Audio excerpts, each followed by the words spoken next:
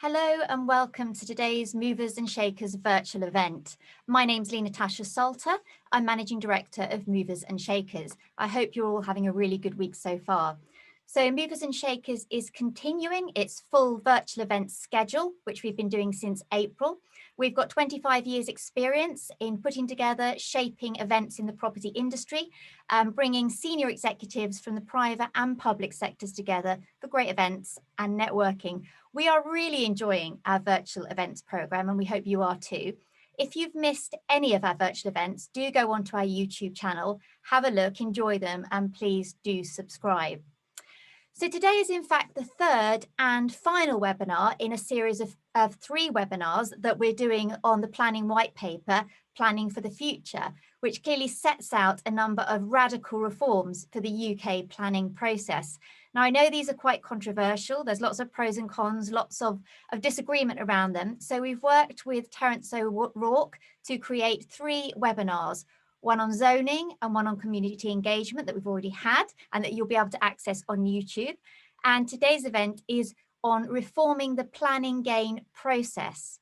So we welcome today a great panel to discuss this. So we welcome Rob Perrins, first of all, who is Chief Executive of the Berkeley Group, Councillor John Fuller, OBE, who is leader of the South Norfolk District Council and also a former member of the SIL Reform Group. Gemma Safhill is Technical Director for Viability at Terence O'Rourke. And Simon Gallagher, of course, is Director of Planning at the Ministry Housing, Communities and Local Government. And once again today, we welcome back Faraz Baber, who is Director of Terence O'Rourke, who's going to chair the discussion. So thank you, Faraz. Thank you to all of our panel for joining us. And Faraz and Terence O'Rourke have helped us put together these 3 events. They've sponsored the event, so we thank them. Now, I'm sure most of you know who they are by now, but if you don't, they are in fact a multidisciplinary practice. They cover planning, master planning, architecture, landscape design, heritage services. They have offices in London, in Birmingham and in Bournemouth. And they have a track record of bringing forward successful estate regeneration schemes and unlocking strategic industrial locations. And they pride themselves on working on high quality placemaking schemes. So thank you once again to them, and we can put you in touch with Faraz and his team. So today's session is on, as I said, reforming the planning gain process. And in fact, this is probably the most controversial and probably the hardest part of the planning reform jigsaw puzzle. Yet, as I said, there's lots of differing opinion on this one. So what it's about really is doing away with this Section 106, doing away with the SIL payments and introducing a consolidated IL infrastructure levy on a single rate or an area specific rate, which obviously in itself is controversial. And in terms of value, this is the sales value occupation. So you're looking at the derived development value. And this happens obviously at the end of schemes. So what about introducing the local infrastructure earlier on? Well, the LPAs will have to self-fund or take loans from government. And if they anticipate wrongly what the IL receipt will be, they'll end up out of pocket. Big problem there.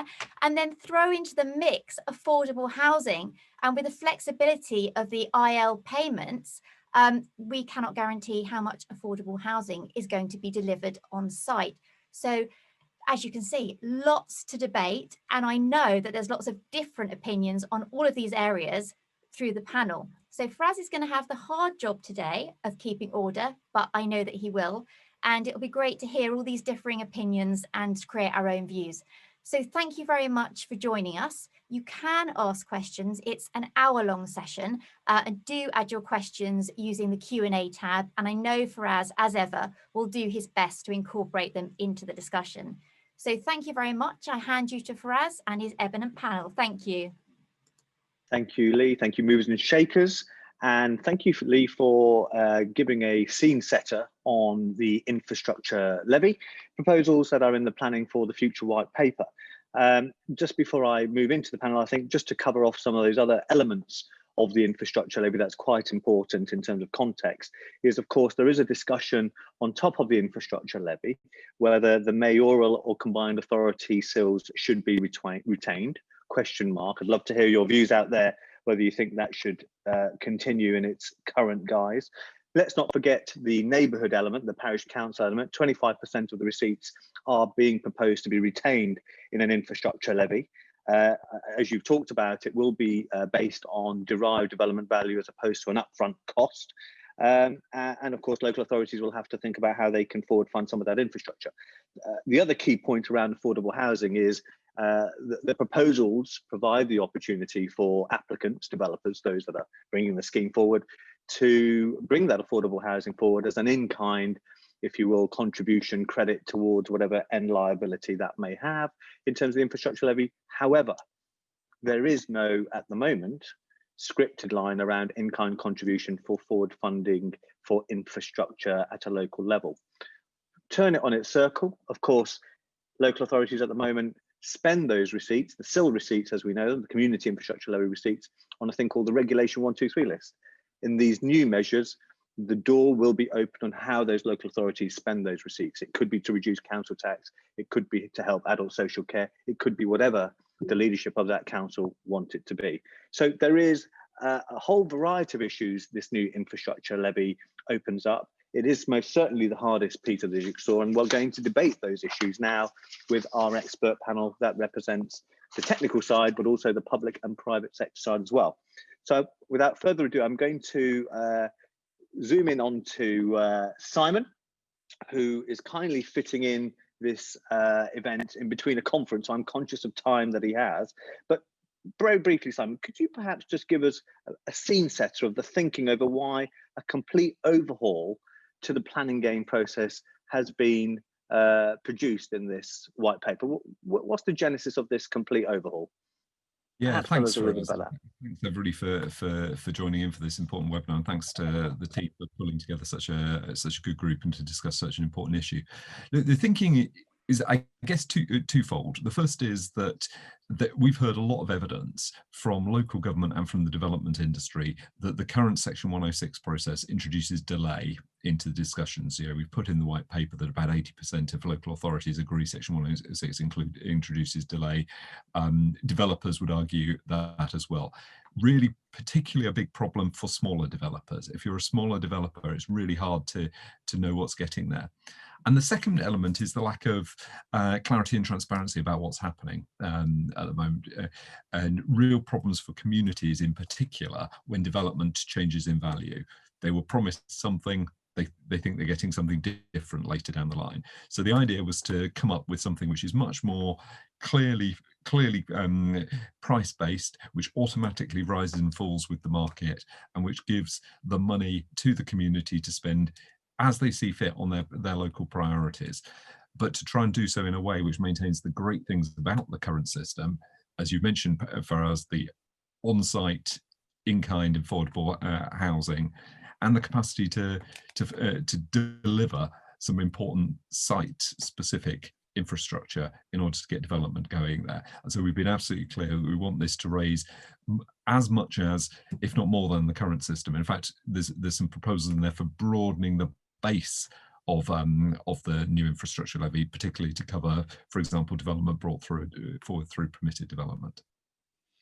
And just on the setting, if you will, because the white paper talks about a national single rate or indeed area specific rate. Could you perhaps elaborate a little bit more on how you see a rate working against the derived development value? Is it a percentage? Is it a set rate on how much you're going to pay per square meter? What's the thinking, and how do you think the variations could work in practice on an area specific basis, if that were to put in?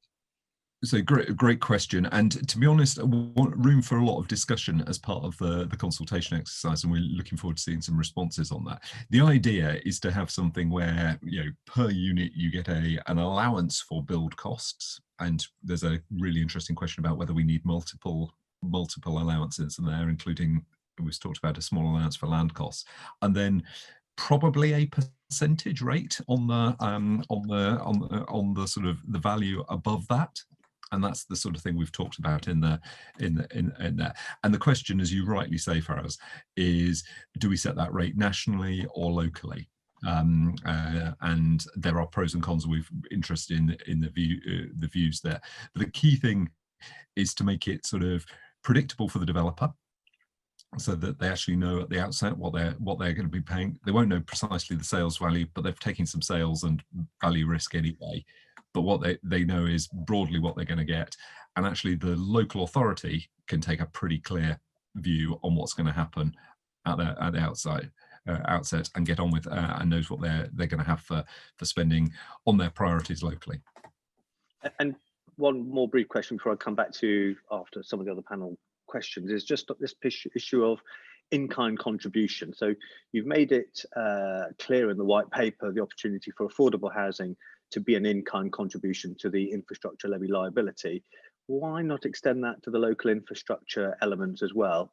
Otherwise, what you're really asking is for councillors like John Fuller here to take a punt on loaning out the ability to fund that infrastructure that could otherwise be done in a timely fashion by the likes of people like Rob Perrins.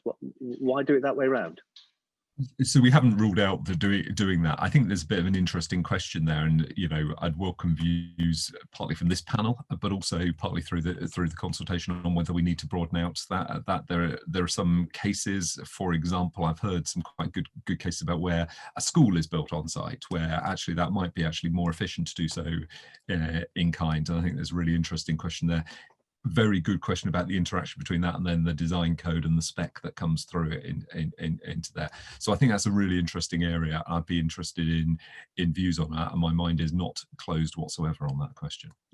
Okay, that's helpful, Simon. Councillor Fuller, just if I may start off by saying, of course, you are one of the very few councillors that I will regard as a SIL expert, because of course you were involved on the expert advisory panel to look at how SIL is operating and what reforms could be done. And one of the things in that report was about simplicity, having seen what the mayoral SIL in London was doing, looking at how effective that was. Surely what Simon's been proposing through the planning white paper fits in beautifully with your recommendations of simplicity by having a single or area specific national rate. Oh dear, well here we go again. It's 4 years since Liz Peace, myself and some other people got the SIL review going, and we diagnosed a whole lot of things that were wrong. I mean, what should be is fast, simple and fair, but of course life isn't like that. And at the moment, I think by common consent, SIL raises about between 9 and 15% of the total infrastructure load. So in your opening remarks, Lee, when you said, councils could be out of pocket anyway, well, we are already out of pocket. And there is no suggestion whatsoever that the total infrastructure load of development is met by SIL or Section 106. In fact, in my own area, where 3 councils come together with the county council in Greater Norwich, we had a shopping list, so to speak, of about £500 million. And I think we're just about getting to £50 million to be able to spend on meaningful infrastructure. So we're in that 10% thing as well. I mean, the problem is, and I mean, when someone says, let's have a national system from the people that bought you test and trace and PPE and all those other national things, which we could have delivered much better on a local scale. How local do you get? Well, I'm sitting in a flat that I developed myself on some brownfield land, and I just look out of the window there and I can see some greenfield land. I can tell you that the entry costs of the block of flats that I built, contaminated, to be cleaned up, lots of muck away and just general piling and stuff, are a whole order of magnitude differently to be able to sort of bulldozer through a field entrance and build 50 houses in an orchard. And I just think it's I just cannot see how a national system could work. We need to have different rates for different typologies, whether it is a block of flats or a detached dwelling house on a greenfield site. We've got to, and one of the things we wrestled with so hard on the SIL review was housing was sort of easy. There's a well-defined market. You sort of know what it is per square foot. But by the time you get into commercial, whether it be a a farmer's sort of turkey rearing shed with no sides rated at the same value as an Amazon warehouse on a per square meter basis, you realize just how crazy this is. Look, infrastructure has to be paid for. We have to get a new generation of smaller builders going. For those people, it absolutely does need to be simple. And for those parts of the country that have SIL, and interestingly, huge swathes of the North and the Midlands where we're trying to level up are just purely on Section 106. There are a whole load of smaller developments which pay absolutely nothing whatsoever. They are the ultimate free riders. The problem is that where you do have SIL, you then end up setting it at the lowest common denominator rate, recognizing that there are some developments are more expensive to develop than others. So you end up with another series of free riders. Life is complicated. And rather than having a one price, single system fits all, we probably just do need to have a blended approach. And I do support the concept of a flat rate at a relatively low level for all development without exception. But we have to recognize that some of the larger developments do require probably additional infrastructure, whether it be a school, a roundabout, a road, or whatever, and separate arrangements will have to be done there. And we can have an argument about what you say is large. Put it this way: if we set it at 50, which is where the current temporary threshold is, 94.5% of developments would be excluded, and that doesn't pay any bills. So Councillor Fuller, I'm really confused. You're clearly a self-build player, so you're enjoying the benefits potentially of no paying, no SIL, and living in a lovely flat where you are. But equally, what you want to do is have something simple. Clearly local authorities are taking, if we take the 2017 review by MHCLG, taking 2 years, nearly around £50,000 to put a SIL charging schedule in place.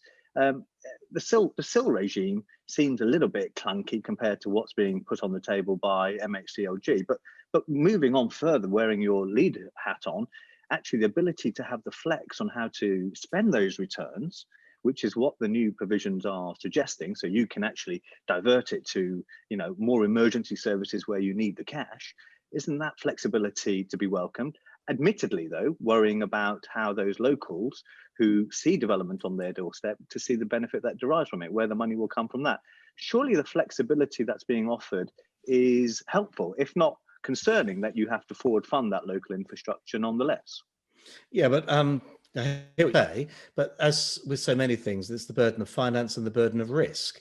And at the moment, one of the downsides of the SIL system and the infrastructure levy proposed is that the entire construction finance as well as timing risk falls entirely on the local authority, a group of people who are ambitious, and a lot of them are building homes themselves, including my own authority, where we're currently building 350 homes on the outskirts of Norwich. But not all people are like us.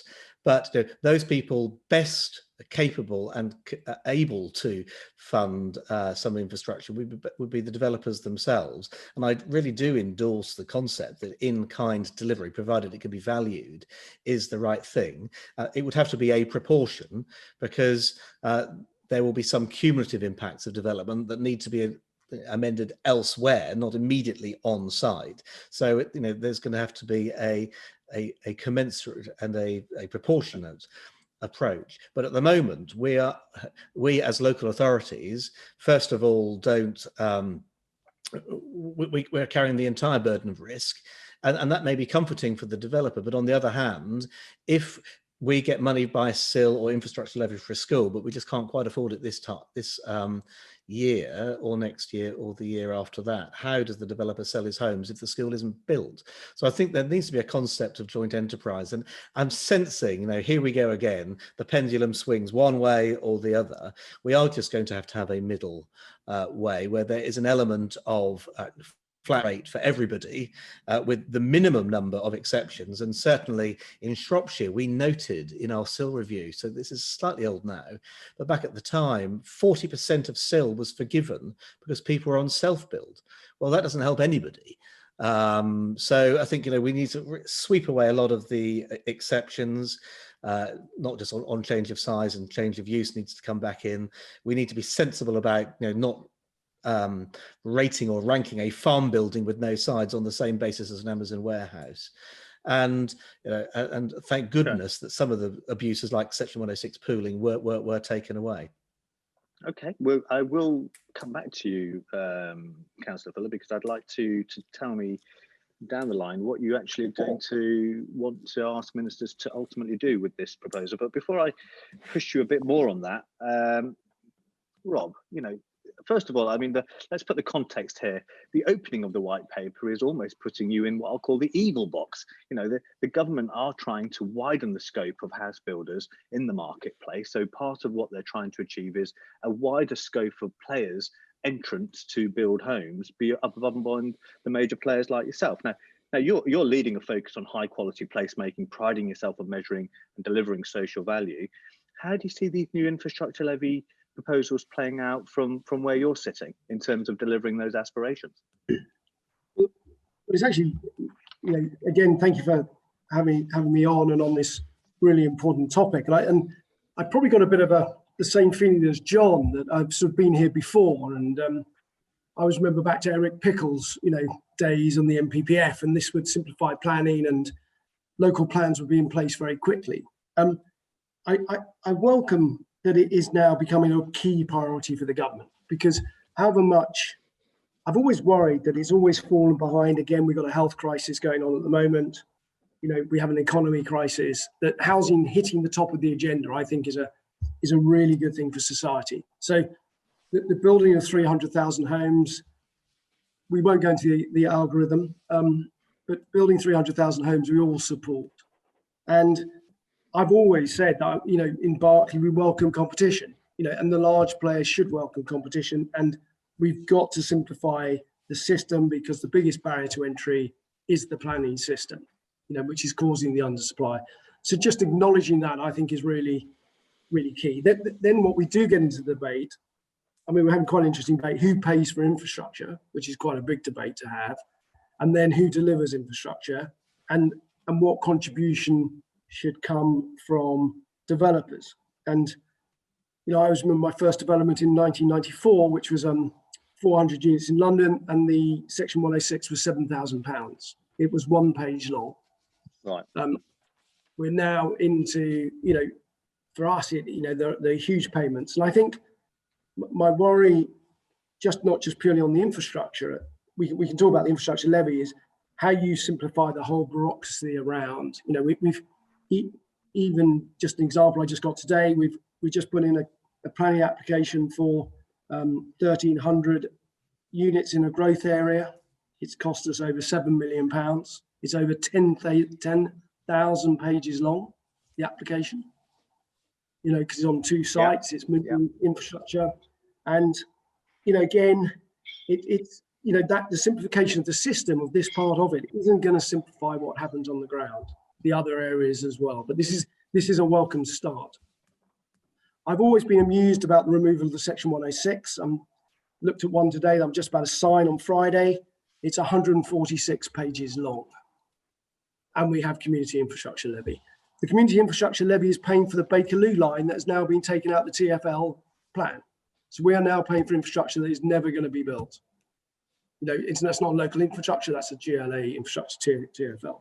So we can all get caught up in problems, and therefore I always sort of, get to the solution in some ways is, and I've always felt this, is that, and probably where John's gone to, is that, and that's why I probably do agree with the local sort of a sort of a low sill level, and then I've always got into sort of local negotiations, but we as developers be very careful what we wish for. We all campaigned for sill, and it came along, but it left the affordable housing element out of it. Now we're all campaigning that we want sill to be removed.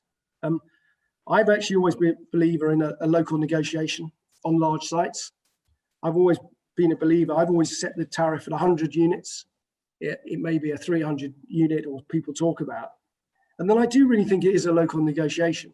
And John summed up really well. We're doing very contaminated sites off National Grid, and we're also building, so it has to be a local negotiation. Yep. And you just picked on the one really good example of strategic site we have in our greenfield that's coming through the local plan. And I just found out that the school was going to be paid for by the development by itself. It's now going to be paid for by the SIL.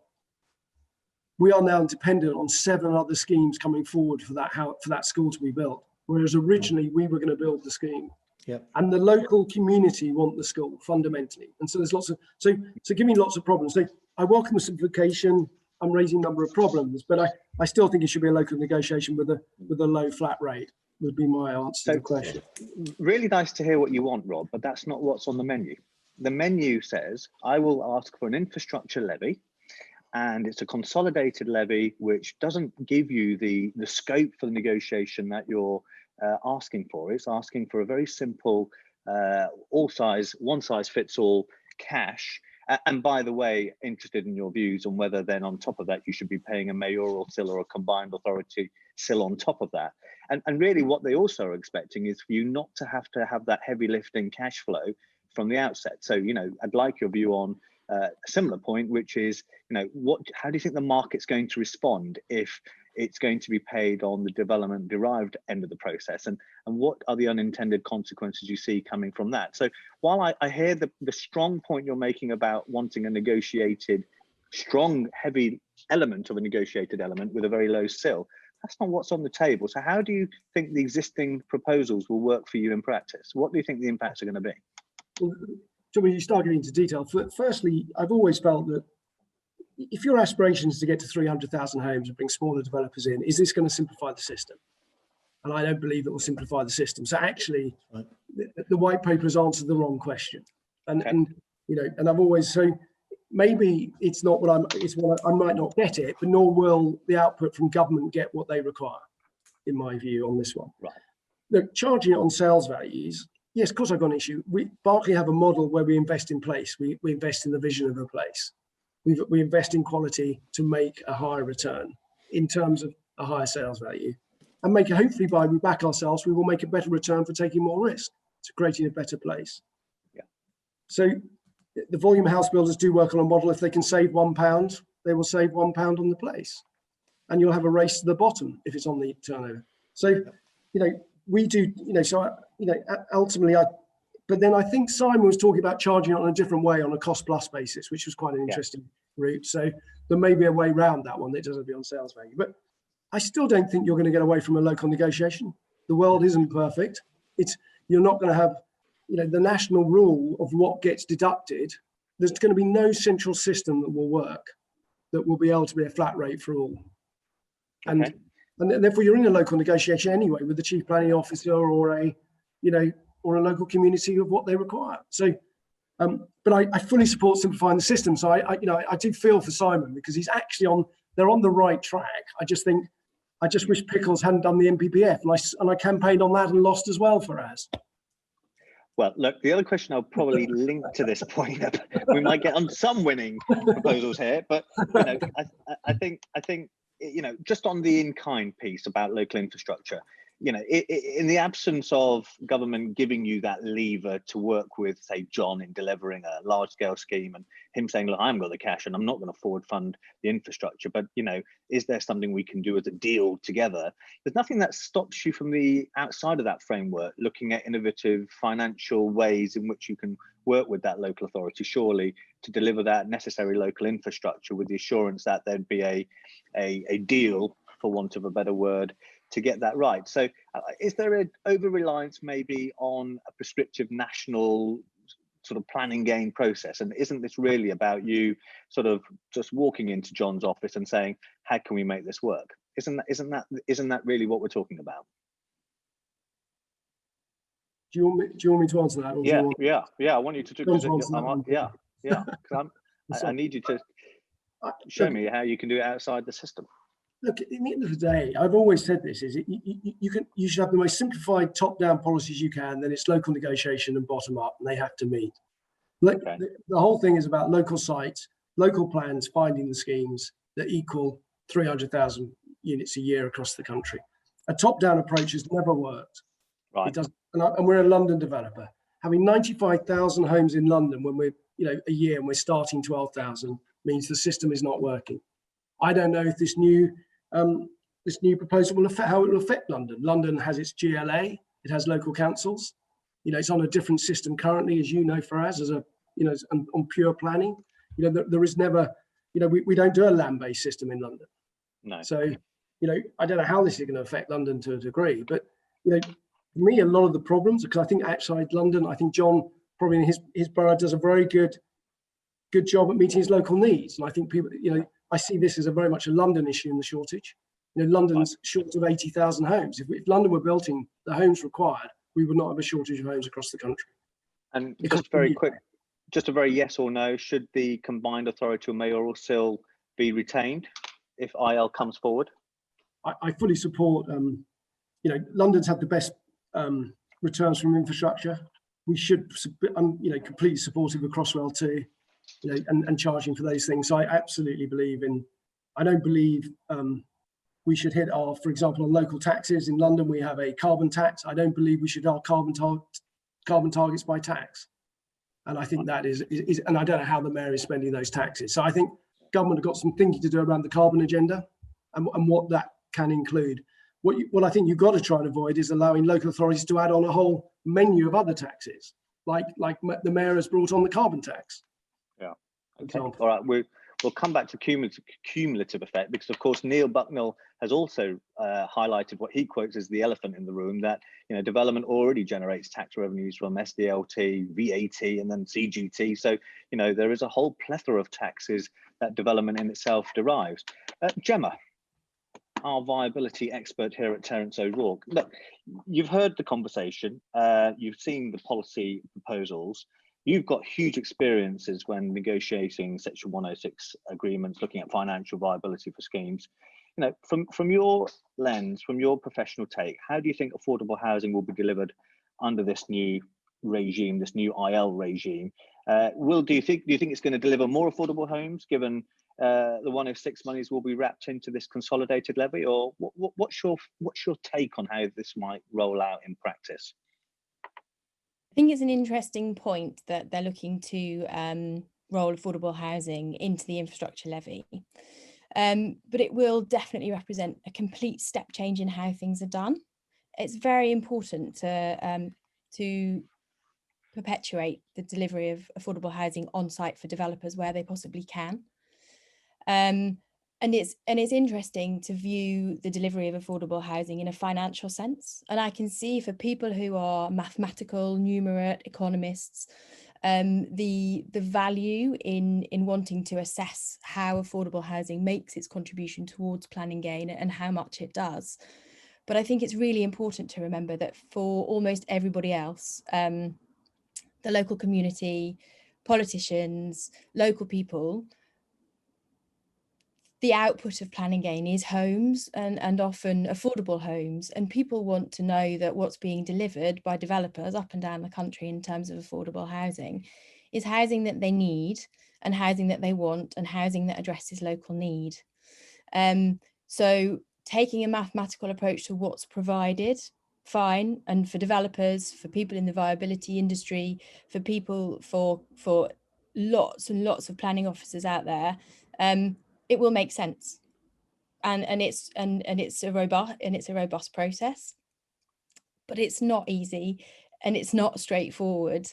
And as Rob highlights, I don't think it's possible to get a solution that works for everybody all the time in one flat structure. Life isn't like that. Development certainly isn't like that. And a simplification, yes, great. Everybody would love simplicity. But I think we must make sure that we don't confuse certainty, which I think is what a lot of my clients are looking for, with predictability. And so a threshold and a proportional uplift sort of type system that's being proposed. You have a threshold value of development, and above that, development makes a contribution. It's really important that the output doesn't get lost, that this is affordable housing delivery.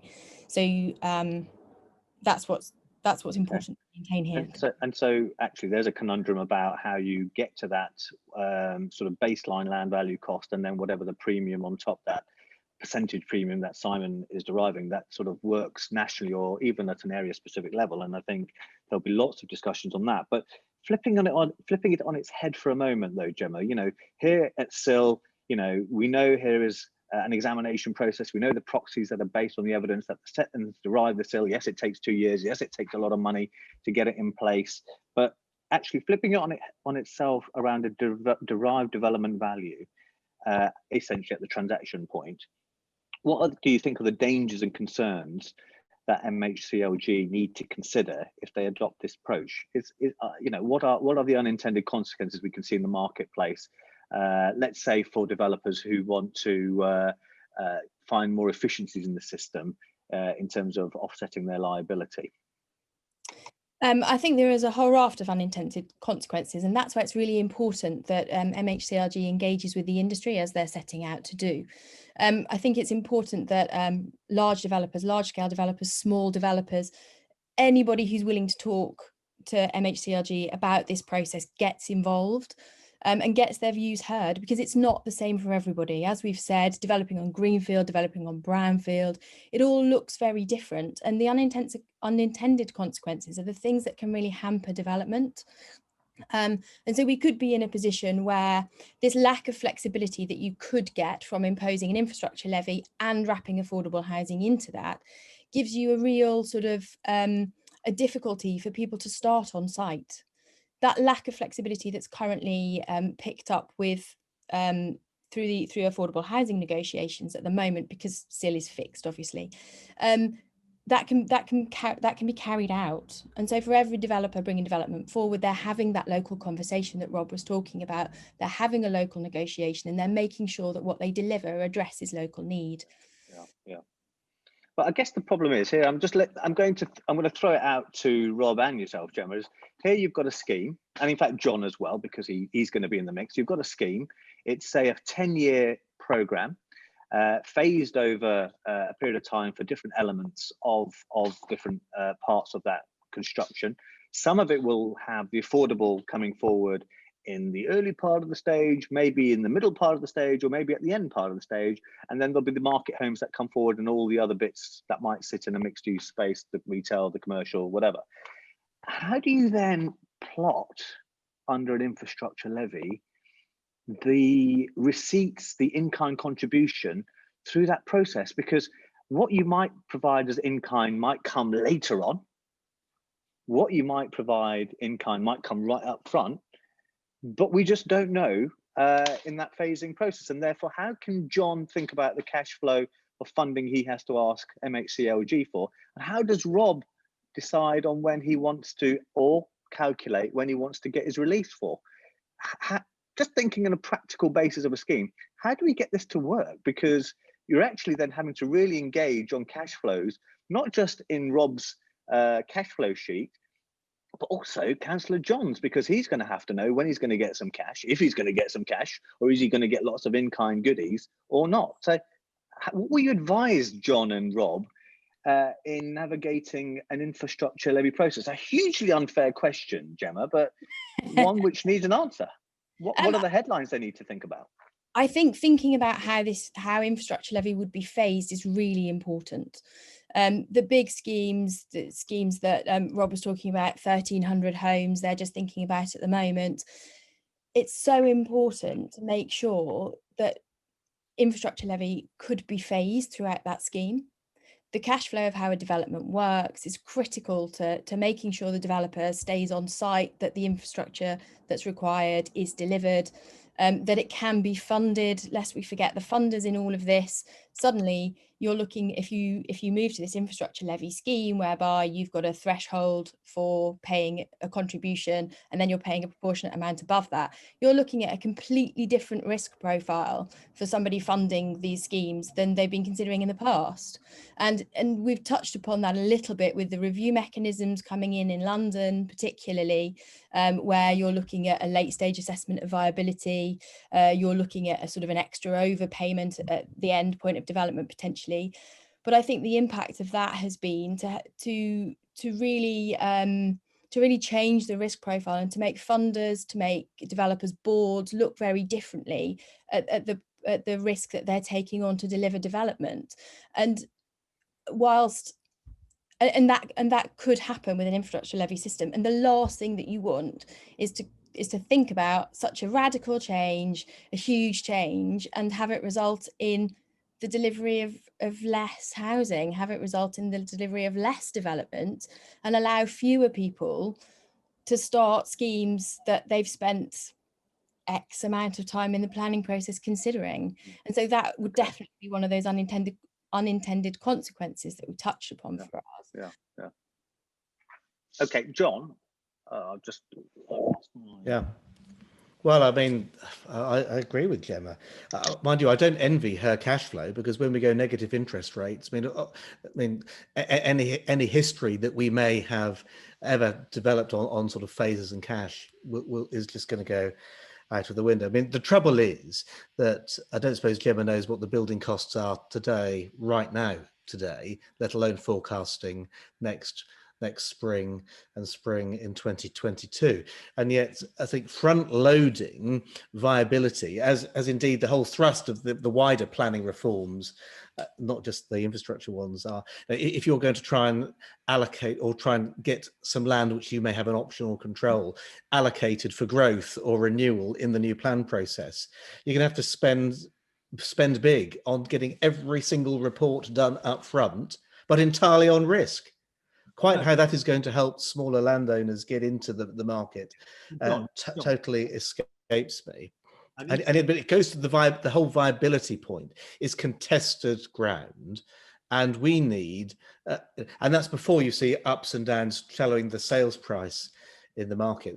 We cannot plan on any basis like that. One opportunity I think we do have, though, is with the Shared Prosperity Fund and possibly with Homes England, providing a revolving infrastructure fund that local authorities, whether as themselves or as special purpose vehicles, can enter into, possibly even taking an equity stake. I mean, I'm looking at this stuff all the time, but repayments are made not on a time basis, but on a unit sold basis. Now, the infrastructure will have to be paid for, but I think the public authorities have to recognise that if we want to get houses built, allowing builders to run out of cash is not the way to do it. And cash is king, never more so than in flattered developments when you can't really have phasing. But John, just thinking about my exam question that I made with Gemma, and you know, here comes Rob with Gemma talking about a phase scheme that they're going to do. Would you just be conditioning a lot of the requirements to get those elements of what I'll call in-kind elements, whether it's infrastructure or housing, sort of baked in the early part of the development process to have the assurance that you need, because you're going to have a real risk profile to be able to deliver that locally? Is that where we're going to end up with a huge planning conditioned application, which will require an early upfront phased program for you to get the assurance you need? Is that where we might end up as a result? Yeah, I'm sure Gemma would love to sort of charge 50 grand for the purpose. I mean, so we're getting away from the simplicity issue, and I think it is very expensive to do all this stuff. It's contested ground. There's never a right answer. All you do is just send ever larger battalions of lawyers and consultants into bat, and we miss, and we're missing the picture. I mean, people say, oh well, councils keep wanting to add everything on. I spend my entire life battling my officials saying, no, we're not going to have a SANGS levy, thank you very much. No, we're not going to have an extra levy for the health service. They've got enough money as it is, thank you very much. And you've got to constantly roll back and try and understand what truly is infrastructure. I disagree, and to answer your exam question, I disagree that putting in a playground, a set of swings and a roundabout is infrastructure. I think that's just part of the placemaking bit. But I would be anxious if all of a sudden, and how would you write this all down, that everyone started to put in things like roundabouts and swings as if they were infrastructure. At the end of the day, there's nothing left to put in the traffic lights or the main roundabout, that is the roundabout cars drive round and trucks to get the stuff there, rather than the kids roundabout, which just goes round and round and round. Simon, I mean, just turning to you for a moment, you thinking through this sort of, the projects that at large scale development where, you see 7% distrust by the communities for these developments coming forward. at the moment, if your data if the data that's coming out suggests that being the case. But thinking about that at the moment and the process of certainty, simplicity, and deliverability, how do you, when devising this policy that you have, how have you thought through how this might work in a sort of phased scheme that gets the assurances that are needed on both the developer and the sort of public sector side? Yeah, well, look, the great thing is we're at the start of the process, so we can start working through these things now and work that through. I think the bit, just keep onto is the current system isn't exactly perfect at the moment. I've spent a lot of time listening to people, including yourself, for us, a number of times pointing out the iniquities of SIL and the fact that it sort of requires developers to essentially forward fund some of the infrastructure before they've got some of their cash flow in there from the sales and the development. So I sort of, it's always interesting that whenever you change a system, people become surprisingly nostalgic for the current system, and it's despite its imperfections, they've usually been complaining about it for a while. Look, these are really big questions. We've had awful problems with SIL on long-term phase developments and how to get the valuation over those periods. There is something in this, and John and Rob are absolutely right about how the real world is complex in there, and absolutely want to sort of to respect that. And the end scheme will not end up being as very pure and neat as it might sound up front. The question I want to keep though holding us to is the current system is not actually delivering a terribly fair and efficient system. It's not it's quite exclusionary for the smaller developers, because there's quite a lot of negotiation in there. Now, John's absolutely right about whether we can do better on this scheme to make it more accessible for some of the smaller developers. It is introducing a lot of time and delay into the process.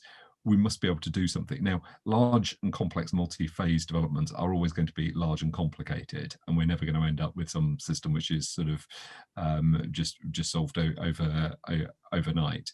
But our priorities are really about sort of for some of the core schemes that are actually where, and John gave the stats at the start, can we make some of this much easier?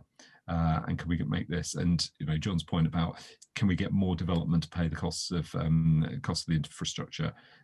That's absolutely where we're coming from. And I've got to ask these two questions. One is, if you're in an authority, of course, SIL is voluntary for authorities to either adopt or just ignore. I guess the question is this going to be a voluntary, you're in or you're out? And in cases where there is simply not enough viability that stacks up to pay the IL or even engage in that IL process, is there a statement that applicants can, I'm envisaging, can make to say this isn't going to be IL compliant given the association cost to bring the scheme forward, whether it's contamination, whether it's low land values, whatever it might be? I guess, is there going to be an opt-out in one way or another in such instances where it just simply isn't viable from the very outset? Well, the proposal in the white paper is in the sort of the build cost allowance there, that anybody whose build cost per unit is below a threshold, they're not paying any infrastructure levy, and that's the way that part of it gets managed through.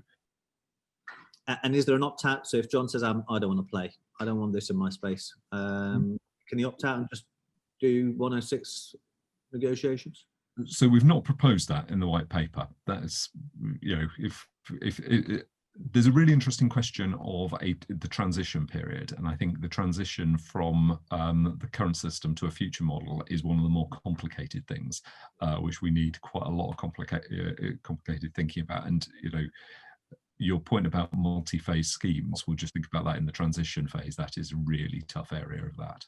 Well, indeed, and we saw the Section 73 mishaps of SIL when SIL was introduced. Rob, are you going to be telling ministers very clearly that this has got to be scrapped, and what we want is that sort of very more fine-tuned negotiation process for the bulk of the monies, but with a very low rate? Is that where Berkeley are going to sit on this? How are you going to respond to this? Because this is a critical piece of thinking that impacts your business.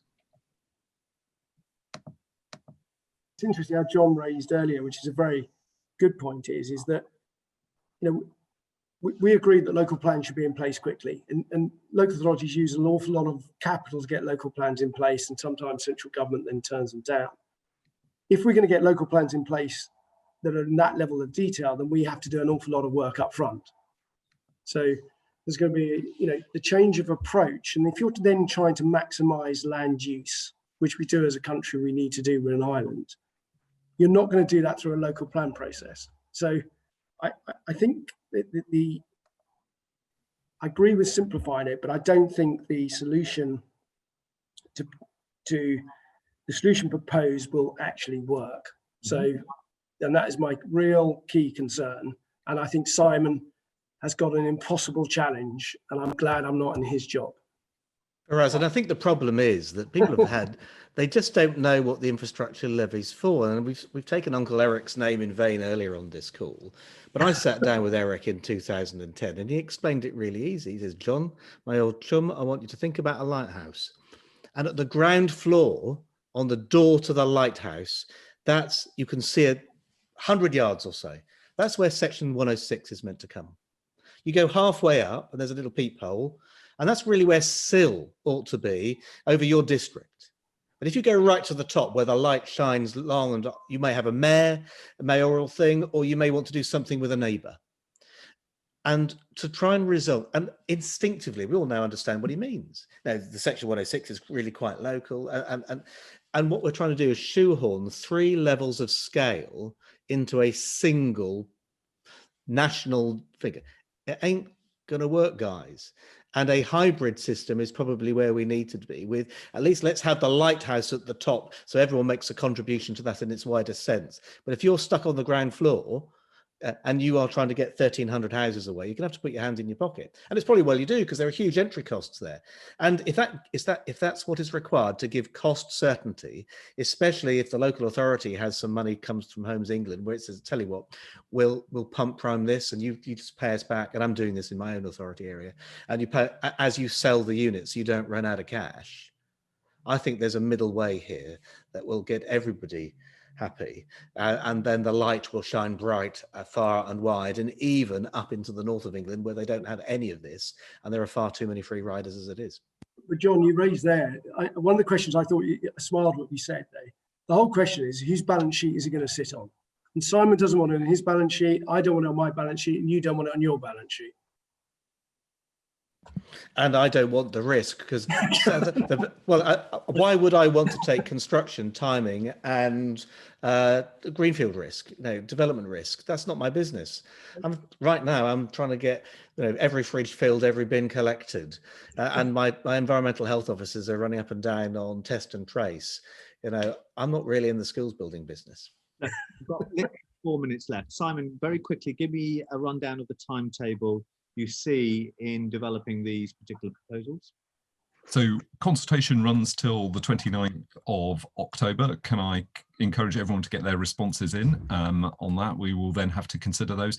And look, the process after that is we're going to see what the responses are, and we'll have to decide on the back of those, and that's a matter for ministers. The key bit, to be clear about, is introducing changes of this scale requires primary legislation. It isn't sort of something that happens overnight, and it isn't something that happens without a proper democratic debate about it. So this is a good webinar to have now, but it won't be the last chance to discuss this issue. And I'm going to just come to Rob and John on some final questions, which is more broadly the planning system. Of course, we've got radical planning reforms, and they are radical actually. You've touched on them around how the local plan making will work, digital planning will interact. We've talked today a little bit about the infrastructure levy. Just 2 sentences very briefly. How do you see these new radical reforms coming forward, and what are the highlights for you and concerns for you that sit around this as the consultation closes and the engagement thereafter begins? So perhaps, Rob, what's your highlights and headlines around the planning white paper for you? Look, I always feel that it's not probably the white paper, but we mustn't lose track of the vision of placemaking. The whole of this is, and building beautiful is in there, and I think that is really that being recognised. How how you get that into local vernacular, how that actually works, you know, improving the quality of the places and the homes that we create is definitely, you know, key priority for us all. And I fully support that part of the white paper. I support, you know, as I started, I think having it on government agenda, it'd be great if we had the housing minister for more than a week. That's, you know, he's quite long term actually, so he must be due for a change soon. So, you know, having consistency and the importance that home building, you know, having consistency and importance in central government is really key for this as well. And I think this has been a really important national issue. So, you know, that's the area. I think, you know, how we get it resolved is going to, as Simon says, a lot more debate needs to be had. And, you know, I'm not sure that, you know, I think, as you say, you've thrown out a lot of ideas and we just need to see where it lands. We've got a lot of different aspirations. It's interesting. Simon's raised a few times, this is to revenue raise. You know, I hope it wouldn't be to revenue raise. I'd hope we get more homes built as a priority, more quality homes built. Really good point there, Rob. John, your final. Well, I mean, I think I'll just say that the two aren't necessarily contradictory, so both objectives. But yes. I mean, it shouldn't take 8 years and cost millions of pounds to do a local plan. So the stuff that makes it faster, fairer, and cheaper has to be welcomed. I'm slightly concerned that the retired colonels in mustard cords who chair parish councils, who are just itching to pull the ladder up behind them, are going to sort of have too great a say and stop us building the homes for the young families which we need. So there's a lot to welcome it. There's some uncertainty over infrastructure. We can iron these wrinkles out. The thrust of the white paper proposals are entirely to be welcomed, and that's really good. But the Secretary of State has a choice. He wants to deliver those generational improvements, reset the fundamental premise of getting a roof over your head, or he's going to die in a ditch on the numbers. So it's his choice, but those numbers are hopeless, and they will set, in my own area, they are 50%, fully 50% greater than has ever been delivered in the single year 2006 when they were building flats for England outside Norwich Station. And it'll set us up to fail. And setting the planning system up to fail doesn't do any of us any good.